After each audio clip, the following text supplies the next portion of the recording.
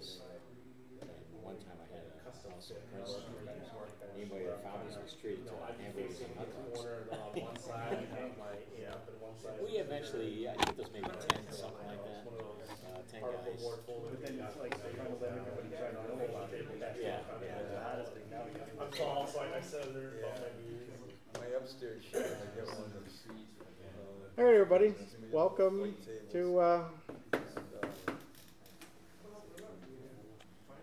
welcome to Mohawk Amateur Radio Club meeting. My name is Kevin, and just so you all know, we are live streaming. So if you don't want to be on YouTube live, then well, leave now or put a bag over your head. And welcome everybody. Let's actually get me on here. Welcome everybody who's watching on the live stream. And, I have no idea. yeah, it's a pretty hefty delay. So, anyhow, so as usual, we'll have a pretty quick meeting this evening, and we'll do some introductions. We'll have a sector report. We do not have a treasury report this evening. We'll go over some old business real quick. Not much on there. A little new business announcement, and then we have John Salmon. Yes. Is that right? Who will give us a nice presentation on fox hunting. So, with that, we'll go on to introductions. And I came up with kind of crazy. We try to do a little crazy questions. So prepare yourself. Read that. And so we're going to ask what other amateur radio, other than amateur radio, what other radios you operated on. So anyhow, my name is Kevin, N1ERS. I'm from Gardner, and other radios other than amateur radio. Let's see, I've used GMRS. Actually, I have a GMRS license for whatever reason. I've done FRS. Citizen Band is really where I got my start. I don't think I've ever been on broadcast radio or television, to be honest. So I guess I've been, not counting cell phones and your obvious things, but so. That's that. Well, guess we'll go this way. Okay, hi, my name is Jack Burgoyne. I'm W1PFZ, Ashburnham, and no other broadcast activity that I can think of. You consider DMR an amateur? Yeah, Yeah, I think. Yeah. Well, unless you were on a police radio, I guess. Yeah. Well, no, that I've done. Okay, that I've done a lot of that, but. In past life, but anyway, so that's my story. I'm sticking to it.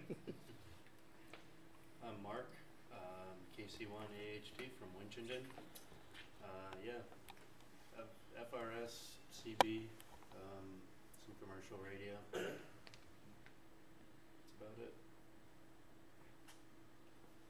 Paul, W1SCX from Gardner, and yeah, public safety radios a lot.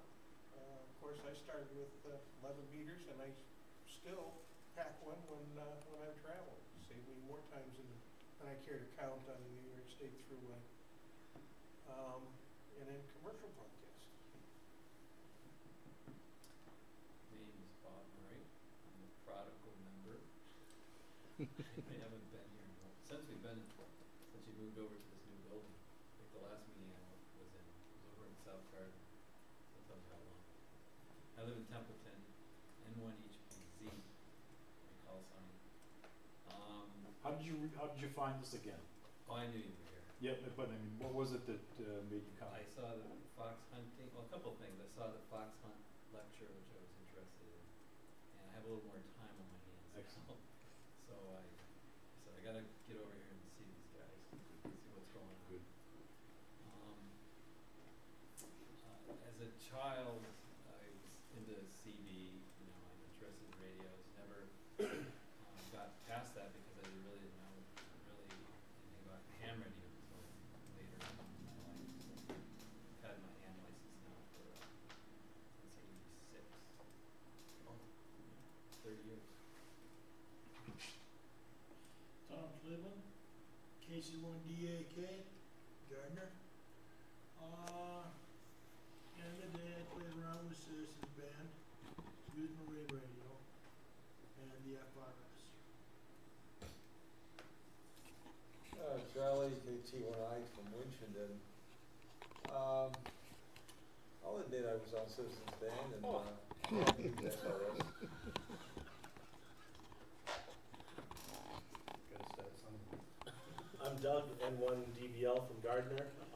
I've done some FRS, marine radio back when my grandfather had his yacht. Been on broadcast radio 2 or 3 times, and Citizens Band CB back probably when I was at middle school or high school age. Bill, and when you said temporarily in Winchentucky, a little bit of FRS, very little bit, a little bit of broadcast, a little bit of public service, and way too much business radio, business All based. right. To the point part where of your I work. shut it off by 9 o'clock in the morning. Just stop listening. John? John, KB1MGI from Chelmsford, your guest speaker. Started off monitoring public safety, CB, shortwave, and then after I have twins that got their amateur license, and the code was there. They went and did code, I didn't. And then once code went, got my licenses right up to extra. Great. Nice. So, I work in public safety, so I do public safety. I've done 911 dispatching, so I've been around radios most of my life. Yeah, it's kind of surprising, you know, how much we all use radios one way. Of course, you know, the usual cell phones and things like that. Well, great, thanks. So now we have our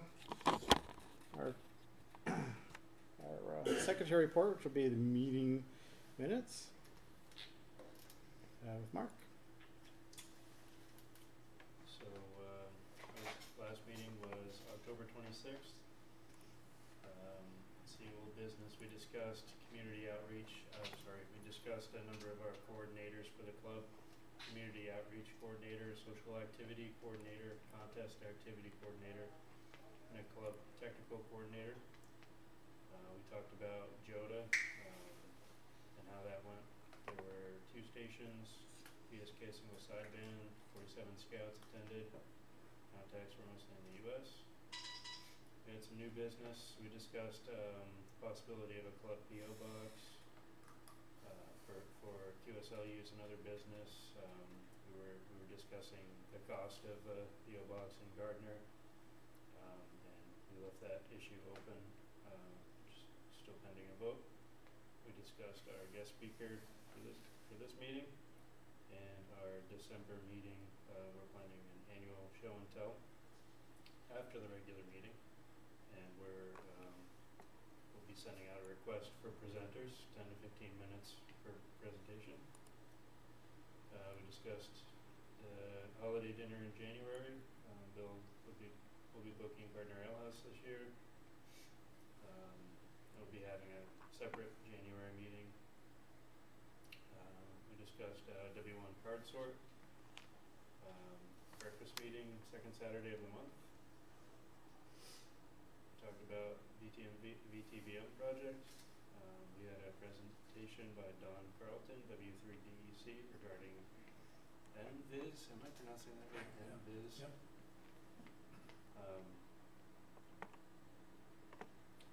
And we had a motion for the PO box, but we didn't actually take a vote on that.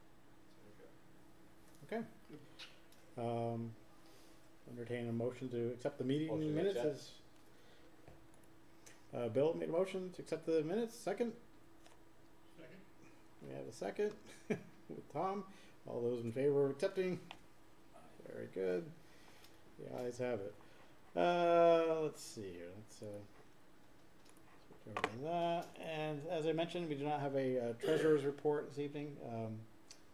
We really need to work with Linda on that. Linda, hi.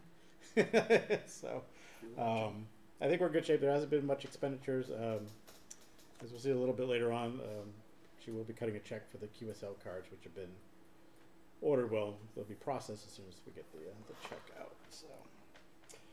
So old business. We have the new QSL cards. They have been ordered. Matt and Jess got tied up, so he sent me the files. I sent that in. Delivery will be in 3 to 5 weeks. It was $169, so we'd have a boatload of cards. It's 1,000 for each set. So one's for N1C, the generic one, no dates per se, and then the other one's for N1WW. So we'll have plenty of QSL's cards for the club. So old business again. I guess we can revisit the PO box. So I did double check the prices, and indeed it is $106 for 12. They are 12-month prices. So it's $106 at Gardner for 12 months. If you get it out of East Templeton, it's $48 for 12 months. So let's open this up for discussion again. I think it would be a good idea just to have a central PO box with a club where all correspondence can come in, insurance stuff, whenever that comes due and stuff like that. And just have a PO box in general, especially with the QSL cards. I don't think it's a huge expense if we go through the East Templeton thing. So any other continued discussion on this? Yeah, I think we should. I'd like to see us do that. I think it adds a level of completion, and particularly looking at some of the social media transactions that seem to be increasing of late anyway. And if there's if there's a need to communicate through this for $48, well, I figure if we try it out, sign up if it's for a year, try it. If it works, that's great. If we see that in fact, as some of us suspected, there might not be a whole lot of activity that justifies it, we don't re-up it next year. That's all I feel. Fair enough. Yes. I'm totally opposed to it for all the same reasons. A waste of $48. It's been working this way for 60 years. What's another few years? Well, now we had a PO box at one point. Am I correct, Paul? Yes, we did. It was down in Ethel and had it for many, many, many years. I think we finally gave it up when we moved to Gardner. Do you ever use it? No. Very little that ever came in. You get the occasional, president would get the occasional letter or something from the ARRL, which has all gone over to email now. And, it just plain wasn't that much activity. And we do have an official email address. We have a webpage. So Do we have enough to vote on it here, or do we I'd need like to more make a members? motion first, that we do a thorough study of how many pieces of mail come in, and see how many, how much it's gonna cost us per letter we have a motion coming on. in. We have a motion on the floor from Bill to enact a study on how much snail mail we received. Do I have a second on that? Do I have a second on John, that? second. Only members can. only members can second. Only paid members can. There is no second on the motion. The motion fails. There will be no. There will be no study. There will be no study. So based on what Paul's saying, that we did have one, and I'm sure it is a community thing, and I agree with you, Jack. And I'm the one who proposed this initially. I guess if we don't really receive that much email, then maybe not mail. I guess we can forego that for now. That's my thinking. Is it as opposed to a PO box? I know we have some of the QSL stuff going to Bill's address, other correspondence going to other places. I'm Right. sure. And some of it goes. Sure, Mark's address is still on the records. Right, Make them, officially. maybe we just pick a club member who's going, A unified. regardless if they hold an office or not, who's going to be our contact point, and all correspondence kind of goes through that address. Right. I would agree with that. I think we That should have way it doesn't have to change year after a year, unified it's consistent. thing. So like, QSL cards go to Bill. Other things go Do to we have that to person this today? person. I would like to volunteer my post office box in Gardner, that's all bought and paid for next year. Oh, well, there you go. Great. There you go. Gee, Bill. All right. How many? You've been holding back on that. Right? Holding Like, back. he's like, And I will continue to pay for it. Yeah.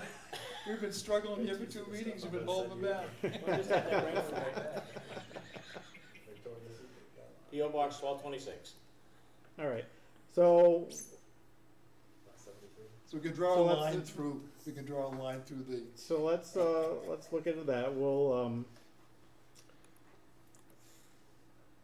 do that. So we're gonna have to probably, if we want everything centralized, we're gonna have to have John either, because he's the trustee of the license. I'm not sure how we can transfer that address I think you gotta leave that alone. somehow. Do that when you have to. just- Nah. Right. Okay. So, I don't know if this needs to be a motion. Bill basically volunteered. I don't think we need to vote on it or anything. So, can we vote to take this off of the list? yes, we can take that off of the list. Aye. So, I, in addition, will audit the number of pieces of mail that come in Oh, for 1 year. Thank you, Bill. excellent.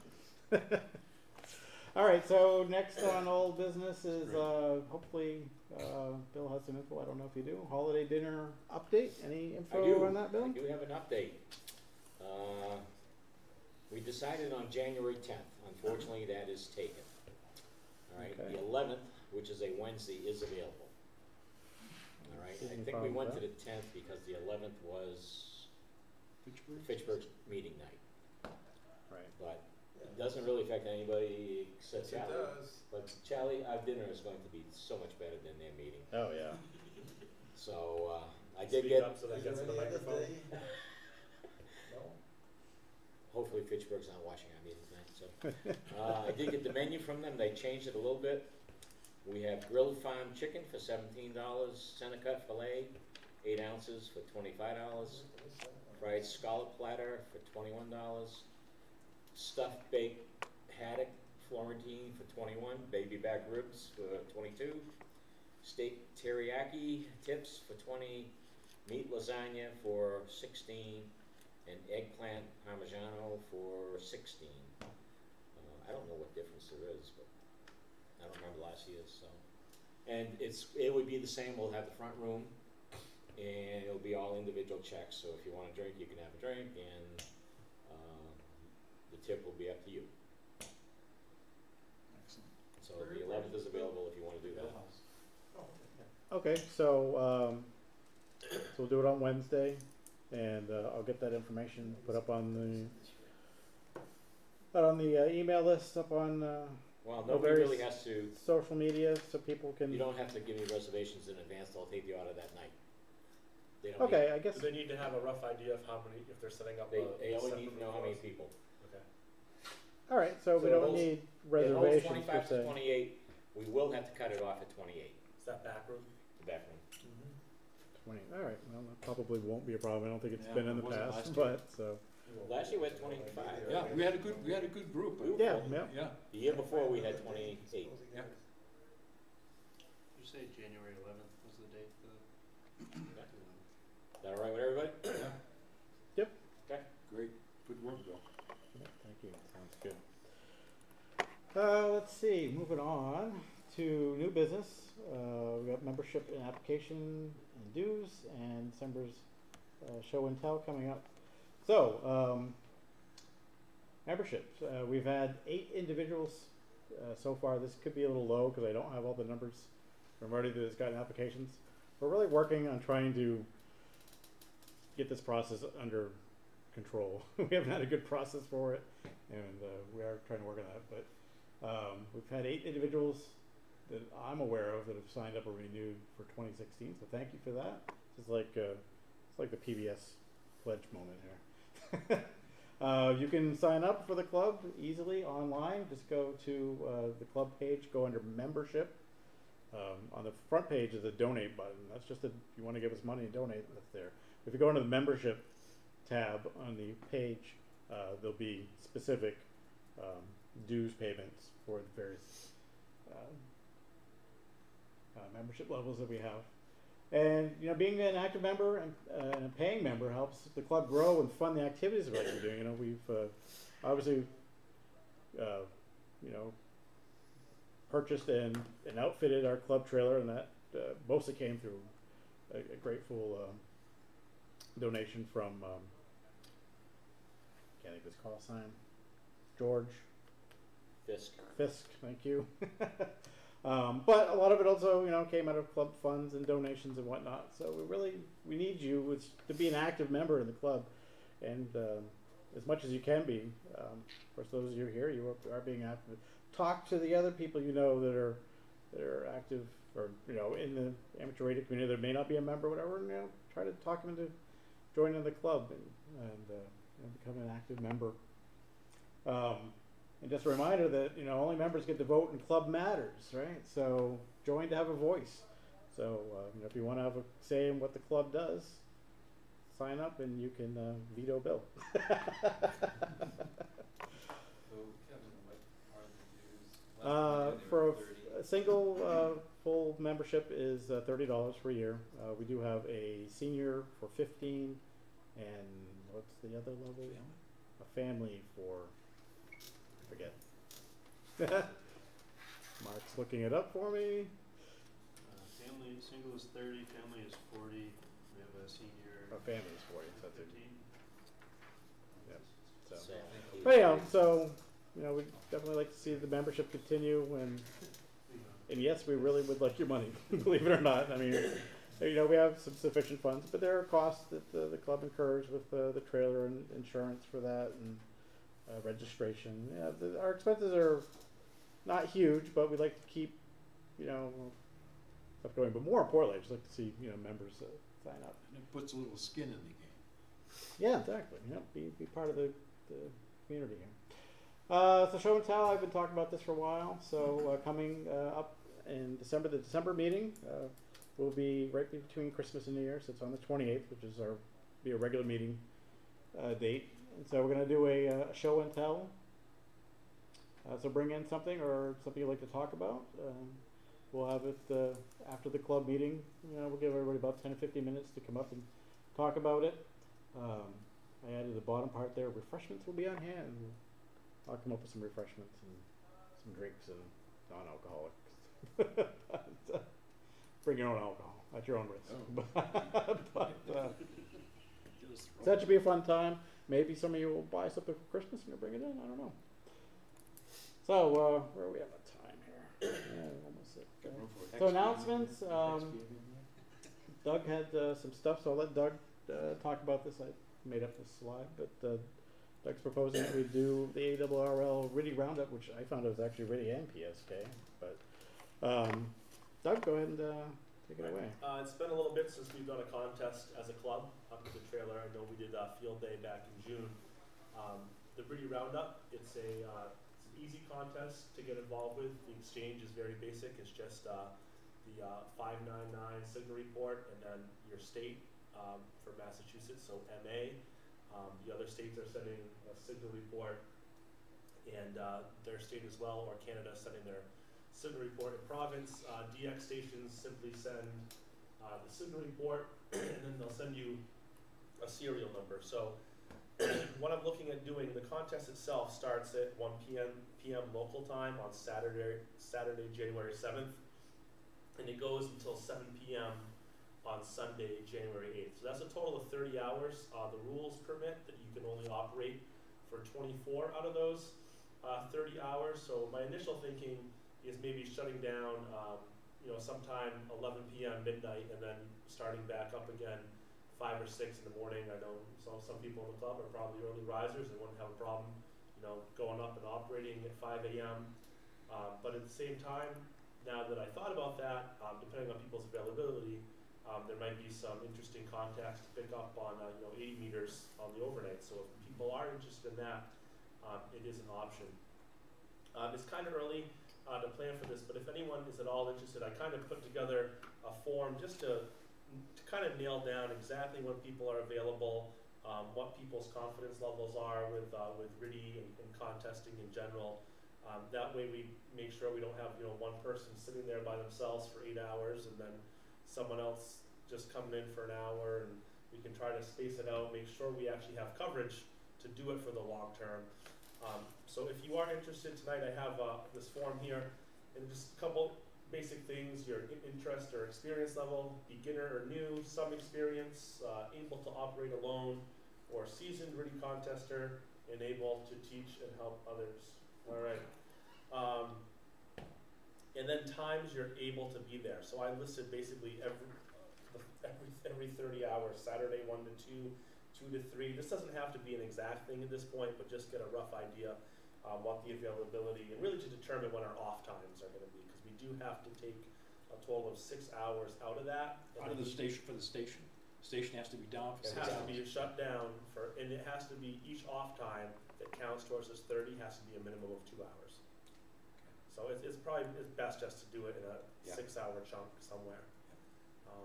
So we can talk about what that means, or maybe it means that we just end it earlier on Sunday, so that if someone wants to operate the overnight, we end it earlier Sunday afternoon, so that we can be taking stuff down in daylight and people aren't out till 7, 8 o'clock on a Sunday night. I mean, to a degree, it'll also be at least a little bit of function of what the conditions are as we Yeah.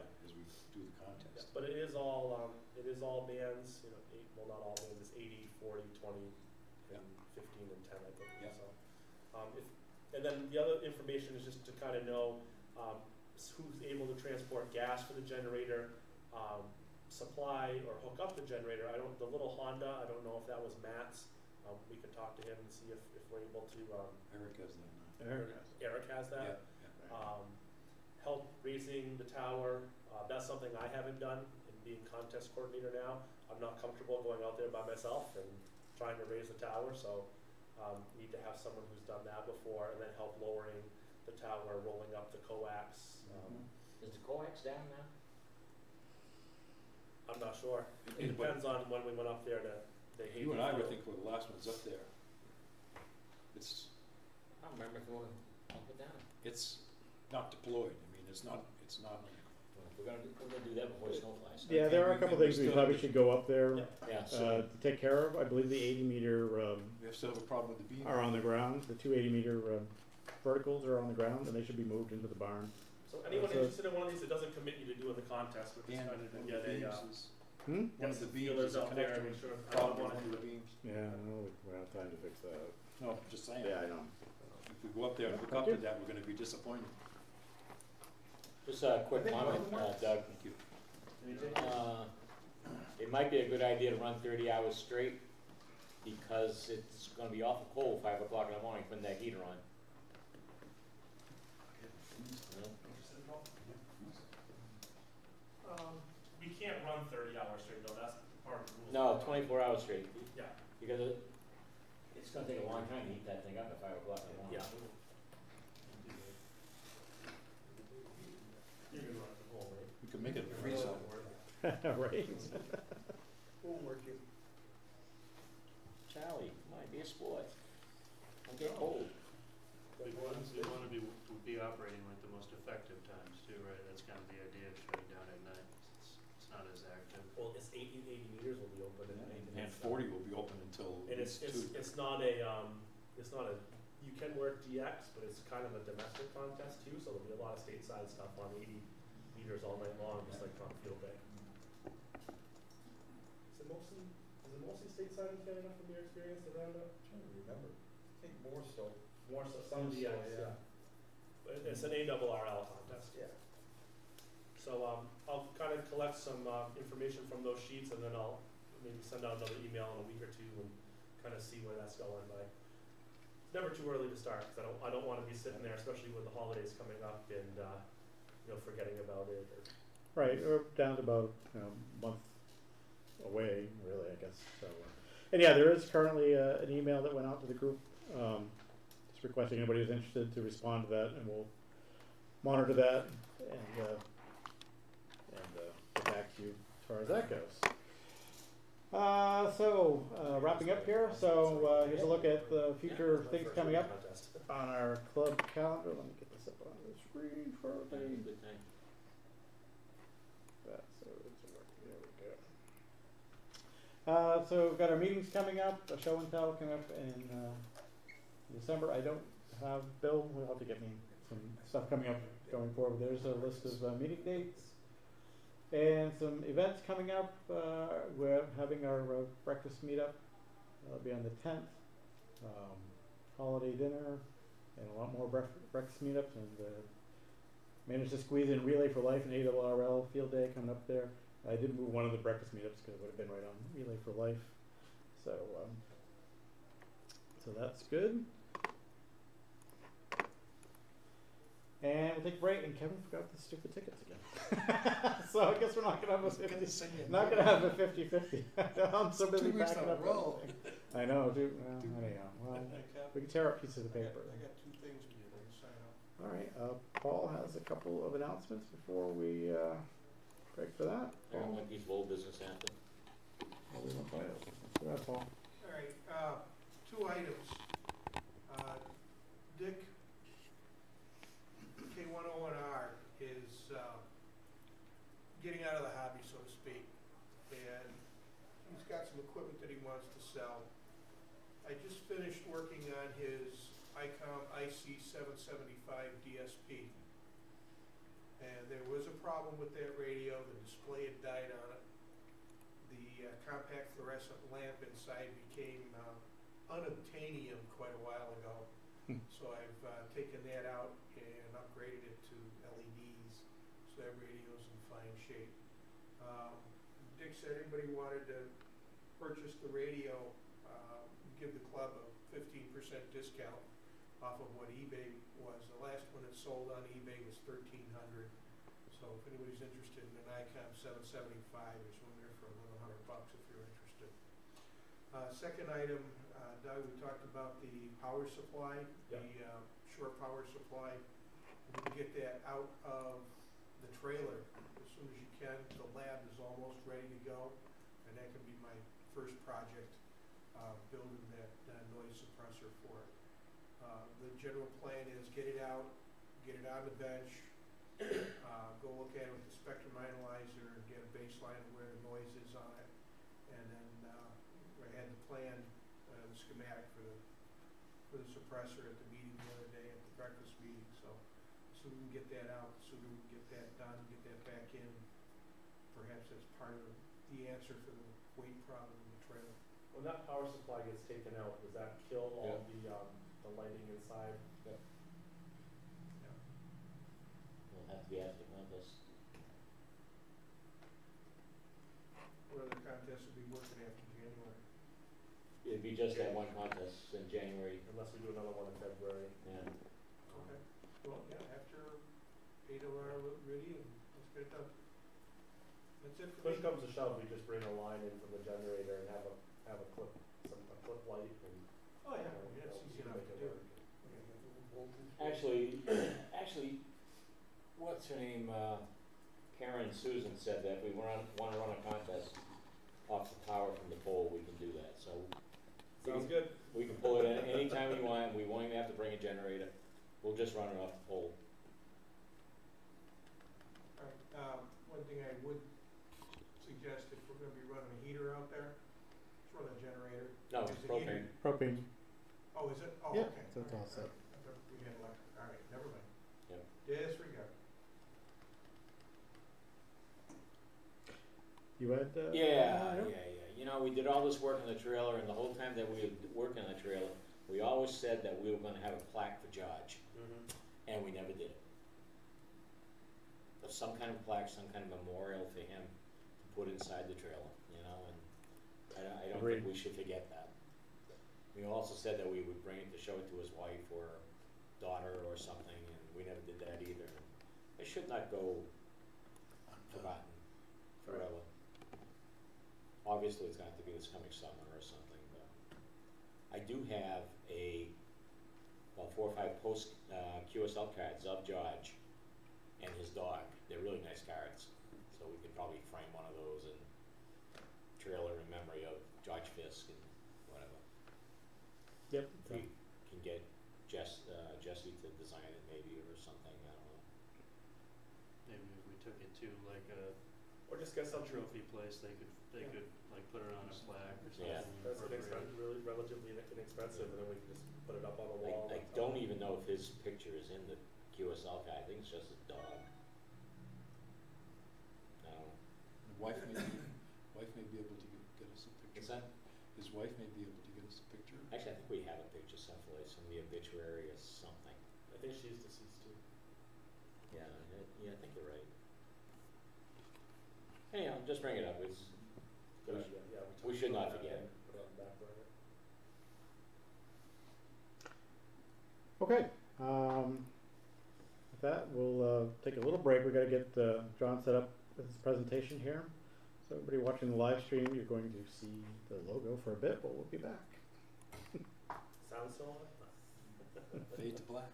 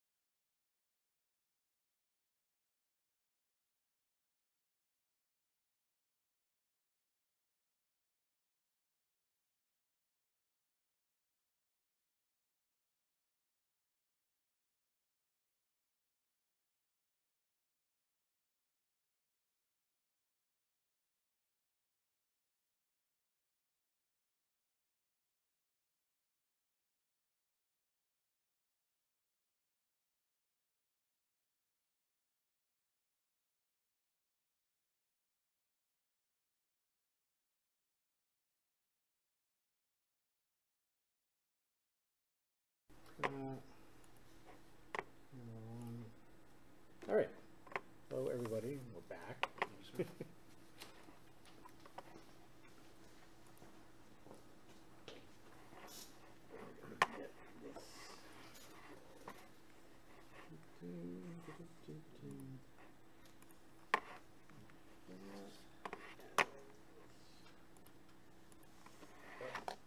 Is there another option, so you see the full slide?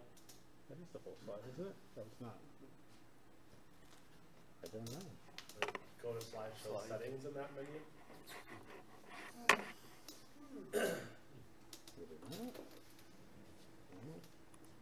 What if you just double click on the first one and then? If you go back to the, when you have the whole program opened up, and then go to slideshow and click on the settings, and it might have the full screen. By default window. Or not. Seems like I'm clicking on background.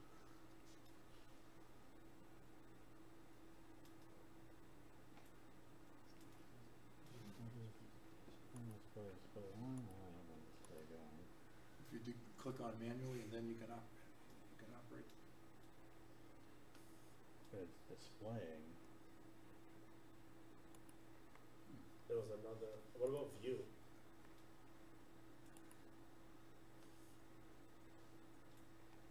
That side pane, is that what it's called? Side pane? I think that's just that for the editing. It doesn't show the next one. If you double click on the first slide. That's just editing. A 5, like Paul said. I don't know, maybe you can't, maybe it's just the program. I know that I did it before. It wasn't there, but. We just installed this. Want to just leave it like it is? It's looking good on here, so, which is weird. Leave it at that. It's going out fine. Can deal with it here. It looks fine on this monitor. Yeah. So I have this as an extended screen. Yeah. So do you have to drag it over to this screen and then launch it? It is on that screen. Oh. So it's off here, it's on there. If I can make it. So when I tell it to present, it just goes full screen, but it pops over to here. Try double click on the first slide on the upper left. What happens when you do slideshow? It looks normal here, but it's Right. so. What if you launch it over here? Like slide the thing over here and launch it. Will it load on the other screen? I don't know. I think that's what it's doing. I think it assumes that you're running this on right in front of you. So let's grab that. Go over here. Slideshow. No. That's good. Interesting. You could always mirror it. Are you okay with that? I'm fine. I'm just talking. Right? It might work out okay since you've got the inset picture. Is it going out okay? I don't know how it's going out, but we'll go with it. Hand the mic over to you. All right, are we on? Put that on. You are on. I don't know what's on, but something's on. I am on somewhere. I think I found an article if you want to wait. It's just there.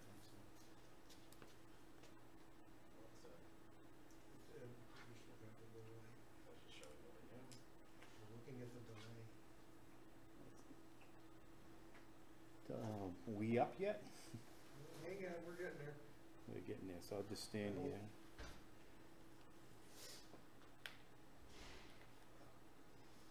How do we advance it? Just clicking? Spacebar? I think so, yeah, I think you just Spacebar? click or spacebar. Yeah. I'm not very familiar with the software, so I don't know. Is it up online? Are we all going? Yeah, it's getting there, I guess.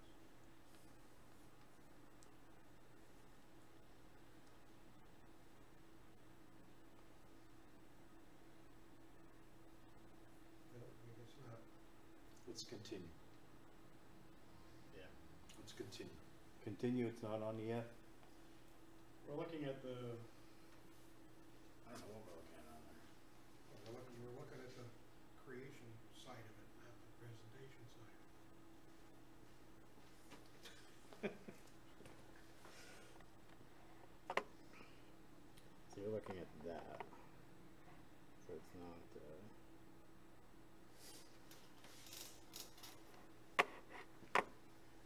this is what's getting sent out.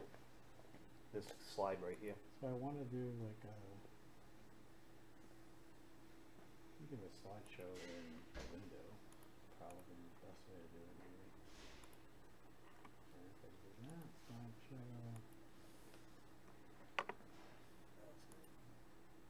I think we got it. That'll work. Do it like that. Yep. Do you have a primary display set? You're good. We're good? Ready You're to good. go? All right. I'm John, KB1MGI from Chelmsford, as we found out earlier. And Thank you for coming out tonight on a no problem. really inclement night. We're an amateur kind of family. I have two sons out on the West Coast actually watching. If it's going out right now, they're watching live from California. So, plus at home with the wife and my other son. Oh, fox hunting, direction finding. This all started probably with us over 5+ years ago when there was a lot of hecticness going on all the repeaters. If you probably monitored other repeaters around the neighborhood, there was a lot of chaos going on.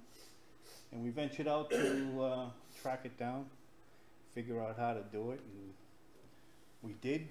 We found it, we dealt with it, and it's disappeared. And it's worked out well. And then we just continued and started doing this fox hunting. And we all got pretty creative with it, of hiding the transmitters. You know, in conservation lands is mostly what we use. And we started to get pretty creative with each other. It started a little battle of, you know, well, how high can I hide this thing, make it, how high can you not find it, you know, but everybody got pretty good at it. So, on the fox hunting also develops your skills for direction finding, and the signals are bouncing and reflecting, and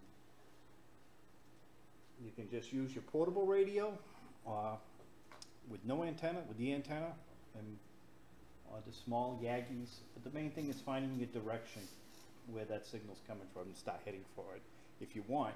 But you're finding an odd signal, you find one direction, just go to a right angle of it and take another reading to make sure it's in the direction you want to go, and where they're crossing is. Okay, it gives you an idea, even if you know this area. It's like, okay, I went that way and I went this far, and it's like that way. It's the same thing as the fire towers in the mountains. 2 fire towers will cross their lines to find out where smoke's coming from. Can't hide from a signal, the same thing happens.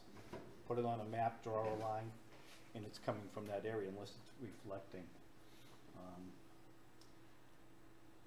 Or you can just do it in a parking lot, leave a car at a shopping mall or something off to the side, and see what kind of attention you draw when everybody drives around looking for that signal, but it can be bouncing off the buildings and stuff. Here's my son, very well hidden foxes under a brush pile, cable to the tree here, and it makes you stop walking around until you realize that when you go out to the woods, you want to cover it up so nobody sees it, and then you got to start looking for those things. When you get out there, okay, all the trees are clean, and then it's all, well, there's a bunch of brush next to that tree, and most likely it's there, and you try to hide it very well. There's a competition sport, radio sport, that's done worldwide of direction finding. They don't call it fox hunting, but that's their stations right there, that they'll do a electronic key. It's like map orienteering also. They run with just a compass, and a map is also another form of this. But that's done worldwide. It was held at the Blue Hills a few years back. People from around the world traveled here just to compete for how fast in certain age brackets. What I have is the ammo box that's used. They're waterproof. They're very nice to put the radio equipment in. You don't have to worry about the weather getting into it. They're solid and they're cheap. They're like $20 for a box like that. And you can get them for various sizes. I put a tag on it to identify it. I got one phone call because I put my phone number on it. And there was a guy out doing geocaching, and I didn't know I had it near a geocache. And he came across it. He called. He goes, "What is this?" And he goes, thought it was the geocache I was looking for, but there was a phone number on it, so I called you. So I explained to him what it was. And the components inside, I have what, from Bionics, a little Pitcon controller that's right over there on the table, to a portable radio, 12-volt gel cell. And the ones that I run, mine are DTMF tone controlled. You press 2 on the frequency of 146.565, or if I announce a different frequency, it activates it. Other than that, it's just sitting there waiting. So the battery can last like a week just sitting out in the woods. And a lot of times nobody can do fox hunting on a certain day because they're busy. And it allows them to go out whenever they want. They know it's going to be there. If I announce I'm going to leave it out for a week somewhere, sometimes I say where it is, so newcomers can come and try it out. And then I put one out there, go find it. It can be in any town around the town, you know, a bordering town, and they'll go find it if they want it. Or they sometimes give up. This is a little portable one, small Bionics. If you put bionics.com or whatever it's called, it's a little 15 milliwatt. Runs on a 9-volt battery inside, or up to 12 volts. You can just adapt it to a battery. Mount the antenna on it, waterproof everything. Stick it, I think that's like $100 or something. And it's just one frequency, and you program it via the computer, for your call sign for Morse code identification. There's a few of those out there. That I actually found one the other day, a friend of mine put out in the town of Concord. And these are the controllers that are on the table. That these controllers are where you program them, and you can make it play tones and do all kinds of different funny tones. And I've had it do like Star Wars sounds and stuff. Then it goes right into Morse code to identify it. This is a Ramsey Doppler kit. It's still available out of New York, and the antennas go on your car. Don't drive too fast because they're weak magnets on it, unless you want to make them a lot stronger magnets. This is off the Doppler, and this works very well, and is used back when tracing down interference. And I've taken it out just playing around on a fox hunt, and it does. It just, you get it all set up. You gotta either, you know where the repeater is, you line your car up with it, because you gotta calibrate in front of you is the signal you're looking for. And once you've got that established on this unit, you just drive and it will pick up the signals, and it will stop pointing. It works like the low jacks in the police cars. And there's some good YouTube stuff out. The good one I've seen was a guy in a fishing boat out in the ocean had one of these things. We were listening to the chit chat of the fishermen talking, and they were saying that, oh, I'm catching a lot of fish here and caught a fish there, but he wouldn't say where he was. They all knew where each other was fishing, but he just kept looking at where the signal was and driving towards it. Is what his thing was, and it worked out. It was a good demonstration on how this works. This is another new product from Bionics, and this can also do APRS, or it can turn it to a Fox, just a transmitter, DTMF tone control, and you can change the frequency in this one. The first one is I think you can change the frequency, but it comes fixed. Attenuation, I run this one right here, which is on the table, and just throw the toggle switches. You used to be able to buy this, but you can go online and actually find the schematics of this and build it yourself. Other members have gone to the attenuated, then the TOTA. I don't know if these links work on it, but my son has a link up that shows them testing theirs, and it shows how the TOTA antenna works, the timing response on it. Just some of the pictures some guys would say they showing their tape measure Yagis, which I use. I use mine if I need to find a initial direction to go in. You know, find a high spot, and I'm looking for it. And okay, I know it's that way. I know that part of the town to go. Go off to the right, take another one, and say, okay, I got an idea where to go. Start looking for this, because we've had the guys put these things, you know, half a mile, 3/4 of a mile in the woods. You can find the closest point. Okay, now I got to go for a hike. And then you just just playing with reflections out in the woods. The trees will bounce the signals off too. It gets really, you know, tough sometimes, the rocks. And then we got guys setting these things up. They'll take the arrow Yagi and lay it down on a brush pile. They'll make it camouflage. It doesn't look like sticks. They'll lay it down horizontal and point it in one direction, but the signal doesn't come off the sides of this thing at all. Really? And it's like, you just don't get this sense of direction when they start playing these tricks on you. Start triangulating. Yeah, and it's like, why is it so strong here? And I just go a little ways over there, and it's like so weak. Right. You know, and it just messes you up, and then you finally either you give up and you call for a lifeline. When you're using the Yagis, and the biggest thing when you're using a Yagi is your main lobe is your strongest signal, but when you find that signal, say, okay, but turn around and look behind you.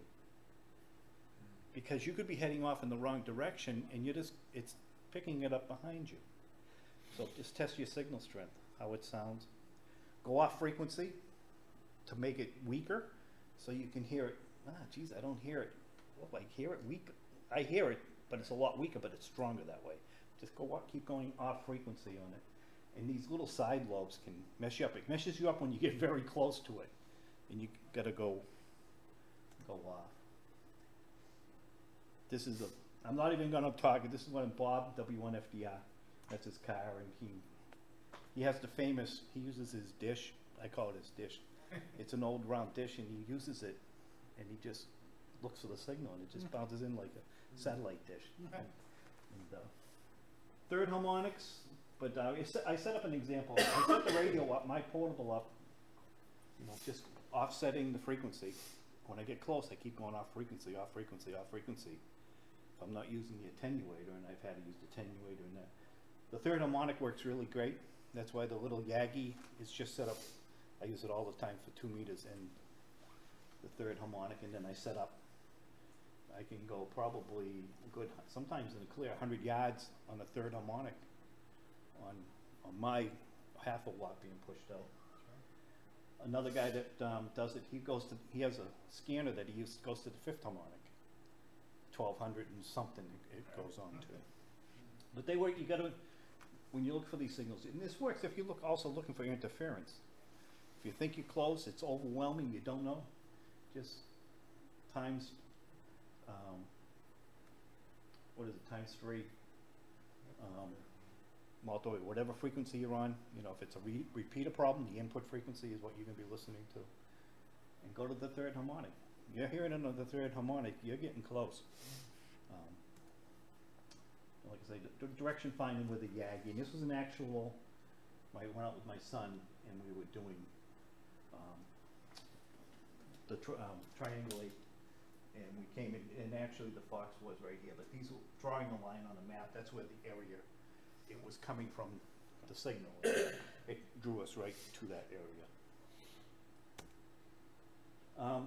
Tim, KC1AJJ from North Chelmsford, he puts his APRS on his phone, and he tracks himself. And then he'll send me the picture of his tracks, which are kind of neat. And he'll write down, I was at third harmonic here, I'm moving here, I walked, he doesn't walk on water, he's not that good, but the GPS thought he was. And then he located where the fox was hidden.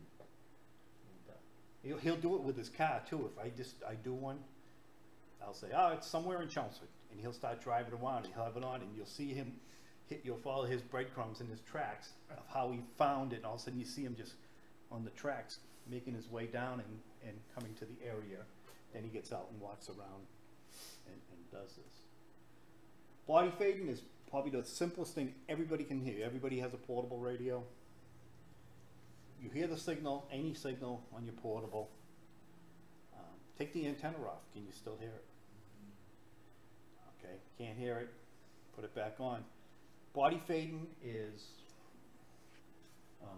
holding the radio against your chest, and you turn around really slow, and you'll either hear the signal, starting to hear the signal. When you're turning, it'll disappear, or it'll weaken, and your body is blocking the signal coming out. There's a little, this part of the demonstration. Showing the radio being in front, I mean, and the null point is in the back. So if the signals, I know the signal's down there, just for example, if I'm holding the radio here, I'm hearing that signal, I'm off frequency, you know, it's not really strong, but I hear it, and I can't really tell where it is. I hold it against my chest, and I just turn around real slow, and all of a sudden, the signal just die out. You know, show up, I'll come right around again, it'll show back up again. It's behind you. A trick I found when out in the woods was, I call it tree fade. I take the portable, find a big tree, I hold it against the tree, and I start walking around the tree. The tree's a lot more mass. It's got the water in it. All of a sudden, and then start hearing it. I said, okay, behind through the tree, the signal's coming that way. And I've done that many a times just to get away from the antennas. My body fade's not working right. I need something larger for a mass. And then you can go another 10, 15 feet when you're in the woods hunting for these. Do it again. Make sure it's sending you in the right direction, because you could have heard a reflection. You start chasing a reflection. The tree fade, as I was just talking about, turn around really slow around the tree until the signal drops out. And you can just say, okay, I come around the tree, that's really strong, that's really weak. Strong, okay, yeah, it's strong, it's showing it's in front. When it's really weak, through the tree, in that direction, you still heard it. It clears that right up. You take the antenna off of the tree? You all depends what's going on. If you cannot hear it with your antenna off, you're going to need the antenna on. Try the tree. If it's not, you know, you can't make heads or tails of it, go off frequency, do it again, until you find, okay, it disappears. Now we can start getting a direction. The closer you get to it, you can take if you've got your antenna off, depends on the output of the radio and what line of sight you have with that is how strong you're going to hear it. I get messed up sometimes when I'm in the woods. Okay, yeah, it's this way, and then I start going, and it disappears, and it's like, where'd it go? And it ended up being, the trick was, they placed it, the paths that get to it, they put it behind a tree. So the tree's nulling the signal. When you got close to it on the path, it got weak. And then when you're going past, you started walking, wait a minute, it's getting louder, but it's telling me to go this way again. And I finally figured out, it's hidden behind a tree, and it's blocking that strong signal, and I'm picking the signals up from it coming out the sides of the tree. So ordinarily, the direction of the signal is opposite where the null point is. Yes. The null, if you're the transmitter, yeah, and I'm facing you with the radio, I'm going to hear it. Right. When I turn around, and the more frequently, it's going to squat. You're going to hear it go down. It's going to disappear. It's behind you. Okay. Same with a tree. When you go behind a tree, if you can't, it's where you can't see. It's on the other end. I don't know if these links work, but some of these videos I've done was just little movies of fox hunts, and I've taken my game camera also and put it near the fox and watch the guys come in looking, and I've had one guy came up and he was looking at the camera. He thought it was the fox. He'd never, you know, he said, oh, I found it. This is it. You know, and it wasn't. It was, I was laughing because it was behind him. He never found it. He walked away. He goes, hey, I found your fox. I says, well, yeah, you kind of did. Yeah. You know, how do you know? You know, I was close. But, Yeah, go, give him a try. yeah. Can, Touchscreen. no touchscreen. Use the touchpad there. Pad, You have to watch the screen up there.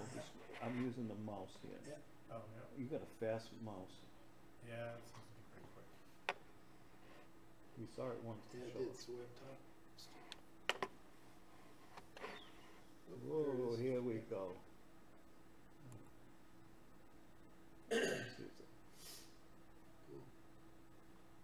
This is Bob in his car.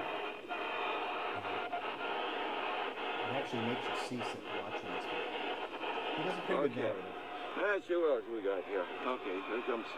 Please do not block the driveway. Okie dokie. Alright, now let's see what we got here. Alright, we got this. Oh, I got a top light. Huh. Concord Road. He's got a Looks like you GoPro do in a his turn head, on red. and he's talking. It's not- Alright, I'm gonna go down this way here. He doesn't hear it yet. 'cause Alright, he down heard it this earlier. way. Alright, there he comes again.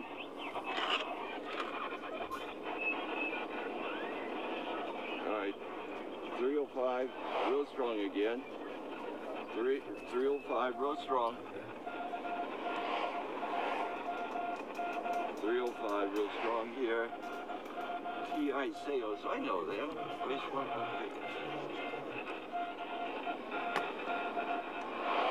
Alright, 305, okay. Now, Hudson, Clinton. Alright, I'm I gonna need to jump get this over up so 'cause let it these needs to be guys very go long. by. From the Hannah there. Should be feeding her. Oh, it's not? Alright, so we've got to go in here somewhere. Would be my guess. So they're not Alright. going out. This isn't going out. Wait for the next signal. See if I can triangulate a point. So we're watching What a about video. over there, maybe? Oh, he's going this way, though. Yeah, I hate to go too far away. There was a vector. Alright, shoot. One more read. That's all I can do. Oh, you know what? This is the dish I was talking Maybe I about. can use that as...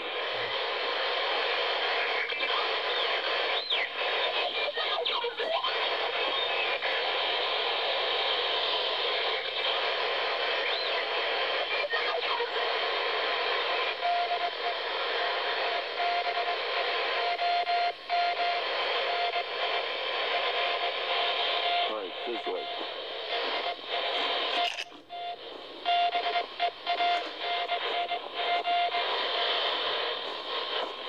In this direction is what is coming. Alright, let's see what I can find over here, and then I'll go the other way.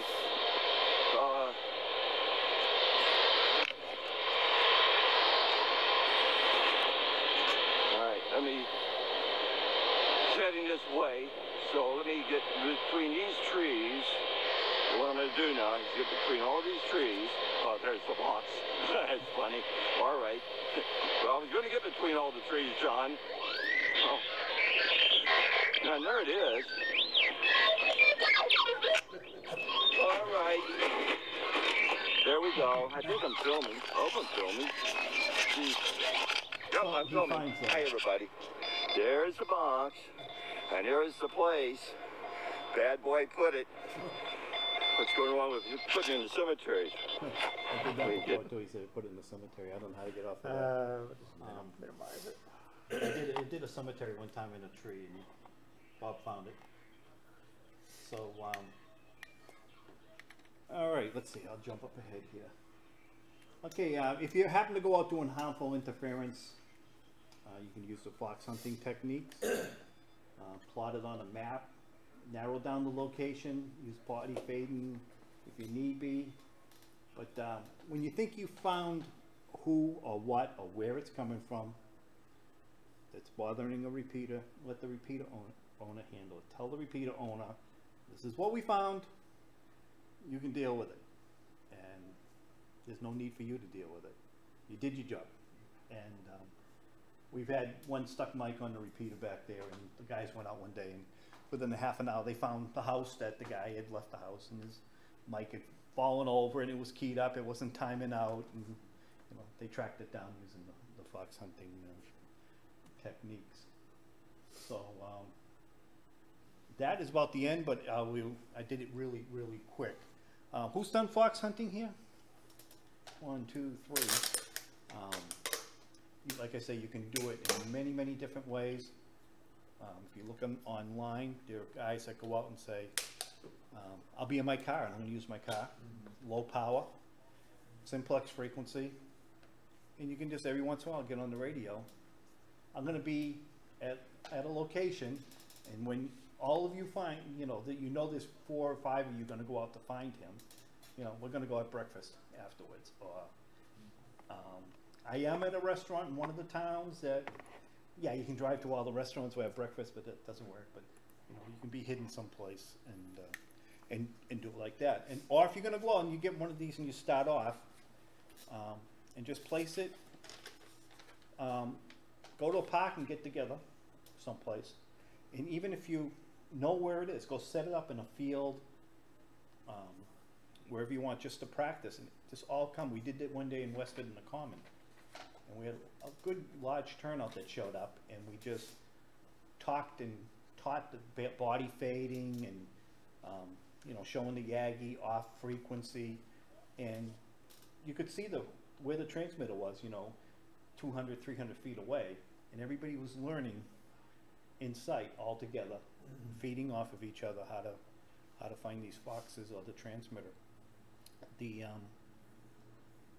The other ways of doing these is planted out in the woods and conservation land. It's hard now with the foliage off the trees because you walk through the woods and you can see forever. I see people, some people come up to you and they're, what are you doing? You know, and you can educate them what you're doing, and they don't understand, but then if they know what geocaching is, with, you know, geocaching with the coordinates, and you got your GPS, and you can go in the woods and you'll find a little cache box with trinkets and stuff like that. They, you know, they don't know that, but then they might say, well, you know how the wildlife people have a transmitter collar on, you know, a bear, and they want to find where the bear is, and they now they start to remember things like that. But when you go hide these things, I mark the box because if somebody finds it in today's day and age, they might think it's something harmful. I write down, this is how I describe what it is on the box, my phone number, my name's on it. Put it in the backpack when you go off into the woods, because if you're carrying your ammo box through the woods, people get really weird. You know, you come out of your car with an ammo box. Out here, it probably doesn't really matter as much out here, but towards the city, it does. And we find that when you go off, you don't have to set it deep in the woods, because not everybody wants to go wandering off in the woods. A lot of these trails have the maps on it, and you can just go 200 feet down the path from the parking lot, and you go 50 feet off the path, especially when all the foliage is back, you know, it's all greened up again. You don't have to go far behind. Look out for the poison ivy. You know, when people, the poison ivy, you know, it's like, okay, if you need to walk through poison ivy, you're coming in from the wrong way. But I've had people come in the total opposite end of where I planted it. You know, they happen to come in from another, I hear it, I found the back entrance to this area, and come walking all the way across to find it. But I call the ones, the drive-bys, you plant it out in the woods, and who doesn't want to get out of their cars, but it's cool just to drive around and say, I'm going to find this. And you're going in your car, you're listening, you got your squelch open, you know, I'm hearing it, I'm driving, no, it faded away, I got to turn around, I'm going back this way, and you start making your way towards it, and you can pull into the parking lot and say, I got full strength right here, send whoever planted it, send an email. Don't send it out to everybody, because then you know where it is. Say, hey, you know, I found it. It's at this location. Yeah, hey, you found it. You don't have to go in the woods. It's the same as tracking down an interference signal. You found the location. You know, it's one of these houses. You know, it depends out in the city or whatever. People in the cities have done this, and actually a guy did it in Lowell, and in congested areas, and they found it. The guy put it out in his driveway and left it there. I've heard stories of guys doing it, put it on the top of a roof of a skyscraper. You know, and it was like, where is the signal? And somebody, whoa, the antenna went up, and it was like, bang. And it was like, in the building, they were diehards. In the building, they went up the elevators trying to get to the penthouse. Out in California, they do this. They're serious out there. They go desert hunting out there. It's like an all-day affair. A guy will run like 30 miles away and put a Yagi up on the side of a mountain someplace, and they'll start driving. But you can pull up a lot of these on YouTubes. I guess a good map is key for some of this too. Yes, if you're going to do started, getting started. I do it. I'll do a lot. I'll say it's in this conservation land. Here's the PDF of the map, of the trail. I just don't mark the map. It's within 200 yards of the parking lot on this trail. Go find it. And it just starts them off, and then it's like, oh man, I find them in 5 minutes. I have multiple ones of these, and I've set out 3 at a time. I've done the 70 centimeters. I'll use the beacon frequencies of 432s. Beacon frequencies, the allotment. I'll put it on that channel, and make one really hard, and then make a real simple one. Then they like to work really hard and go.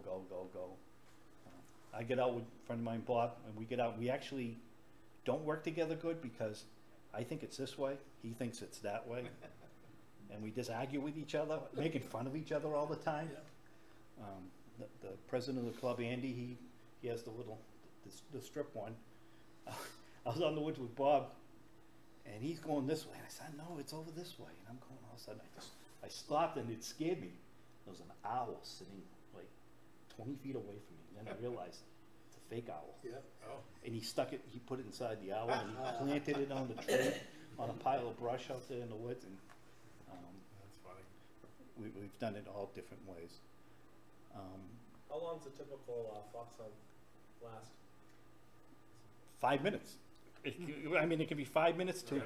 I've had guys go, If it's George, like- if Kate, it's I don't know if any. somewhere around, in a town, bordering town, like one of those larger areas.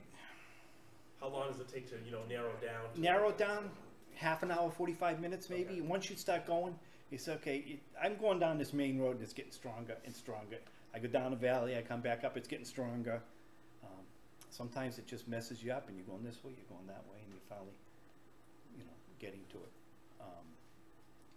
George, KB1 VXH from Ashby. He could make it tonight, but he comes out. And I met him first time, and it was actually 6 inches of snow on the ground, and he came out down to Chelmsford, and I heard that he was down, so I went down and I found him in the woods, and he was his first time out, and he was making his way to it. So I coached him, taught him as we were going along, and he found it, and he found the second one I did. I just planted a different frequency off from it, and he's driven down and done it, and he always wishes it could be done out here so he doesn't have to drive as far.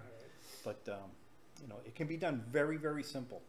Like I say, just go and not say nothing, and you can, even if you did it and don't tell, hey, I just went out and hit a fox. Go find it, and you put it in your backyard. Okay, everybody. See if they can find your house. You don't tell them, I just hit it. It's in town, and it can, it may or may not be in a conservation. We don't go in the don't go in the schoolyards and do it. That don't go over too, we haven't done it, but we just know better not to, because today's day and age, they don't like stuff like that. Some of the guys have had the cops, what are you doing? The video, that showed the Suburban there. There's actually, I don't know if the link comes up. It was a police radio recording that I got in Billerica, saying somebody just called in red Suburban. A guy got out of the thing with some electronic type of things, and he walked in the woods. And the cruiser got sent down there, and he goes, okay, I finally found it. What is this? Yeah, he saw somebody go in the woods. He goes, I'm not going in he gets on the radio, he goes, you want me to go in there? I'm not going in the woods, look for this guy. And then somebody realized else that was monitoring this called up and said, I know what that is, it's amateur radio, Fox, it's a amateur radio operator, and he called on the radio. Yeah, I got a call, and that was an amateur radio operator that is doing something. Okay, and he got sent to another call. But it's funny, you'd have to know the whole circumstances around it to enjoy what happened on that. And yes? Question, John. You mentioned that you would go off frequency. Yep. Is that because if it's a stronger signal, if you go off frequency, It makes it still pick weaker. up? Right. Right. It makes the signal go off frequency. Yeah, Yeah, you can do that in your car too. You just sit there, sit the VFO, and I'm on the frequency, and it's loud, but you go off frequency, and it kills the thing, and you say, okay, it just disappeared. Okay, I got to go back, you know, what is around here? Well, who lives around here that I know? Is it in his backyard? You know, I don't know if you live in rural areas around here, or, you know, you got close neighborhoods, you know, like, can be out in our way. And hide it. But it just out of sight, out of mind. If there's a lot of geocaches in the area, if you've looked those up on the maps, geocaching, it'd be a good advice to look at that first, because it shows on their maps a location, a lot of times a GPS location of where they hid their box. And you don't want to be just planting it and say, oh, it's next door, you know, or right near it. You want to say, I'll just go another way from it to get it. And then letterboxing is another one out there that the kids do. Any other questions? I know some of you have to leave at this time.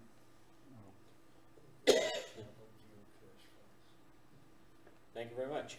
Okay. Yeah, great. That's great. Good job. Good job. It goes very fast, you know, it's Yeah, I these think once you get presentations. experienced with it, probably does zip right along. All right, well, thanks for coming to the club. We'll see you all after Christmas, and make sure you have your show and tell stuff if you want to do anything with that, and Or see before you. at the breakfast. Or before at the breakfast. You're right. So, thank you, and have a good night.